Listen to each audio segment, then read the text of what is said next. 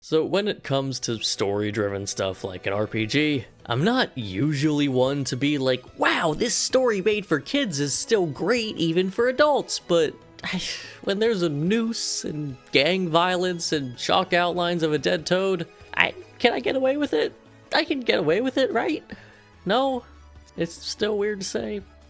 Okay, well, whatever. Paper Mario: The Thousand-Year Door continues to be one of my favorite video game adventures to go on. A not insignificant portion of that is due to the rough and dirty town of Rogueport that your adventure centers around. First of all, it's just one of the best hub world / town themes ever, but more relevant, yeah, it just has a bit more edge than I'm used to Mario having. Very few people are genuinely nice to you, the town never looks that pleasant to be in. A big compliment I had of the first Paper Mario was its ability to create a sense of genuine stakes despite the silly Mario aesthetic. And Thousand-Year Door carries that torch. Rogueport being a more atypical location than the Mushroom Kingdom from the first game is a trend that permeates the full experience. Pretty much each chapter you go on feels so original compared to both what Mario had done previously, and even compared to everything he's done since. Oftentimes, Mario's RPG adventures lean on the novelty of their wackiness, essentially translating the energy of the platformers into a more story-driven format. But that's just not true with Thousand-Year Door. There is serious world building going on here. Despite the game's humorous tone, emotional moments are presented earnestly, allowing the players to actually buy into them a little bit rather than constantly undercutting them with something humorous or quirky. Locales are fairly grounded compared to the random bushes and blocks of a traditional Mario adventure. You're just on an actual train. You are a professional wrestler. Even when it's not grounded, stakes presented are genuine. That dragon is actually eating people. This ghost's chest somehow made it past every single rating board?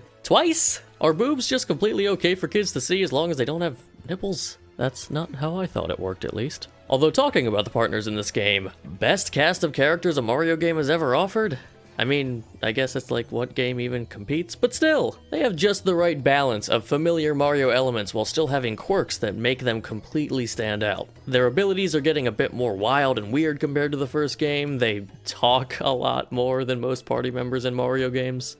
I guess it really was just a low bar, huh? What the bar wasn't low for is combat. Mario RPGs are usually pretty good with combat, and Thousand-Year Door built upon the first game in plenty of smart ways. Just the inclusion of stylish commands means that the happy, good job part of my brain is constantly being lit up. Thousand-Year Door is simply the Mario RPG that I think understands the appeal of this style of Mario game the best. Relatively bite-sized adventures that introduce you to a wide array of visual styles, characters, story genres, all of which culminate into a larger A-plot. It has plenty of tried and true Mario elements, but infuses it with a ton of weird and wild ideas to fuel your desire to explore, to see what will happen next. It's completely approachable for children without cheapening the stakes such that an older kid, or 25-year-old, can't buy into the conflict and the emotions surrounding it. Combat is action-packed while retaining the strategic depth that made the original so great. You know, it seems like a lot of these elements aren't completely aligned with how they want to handle the Mario brand currently,